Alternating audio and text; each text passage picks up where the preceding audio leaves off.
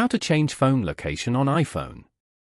To get started, first of all go ahead and open up the Settings application on your phone.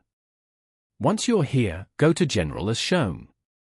From here, you can manage your overall setup and preferences for iPhone, such as software updates, device language, CarPlay, AirDrop, and more.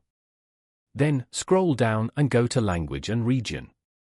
Over here, you can select your preferred language and region from the respective options. Now, tap on Region as shown. You can search for or select a region from the options below.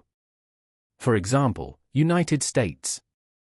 Note that changing the region may require restarting your device to apply the changes, and it can affect the display of date, time, and currency formats.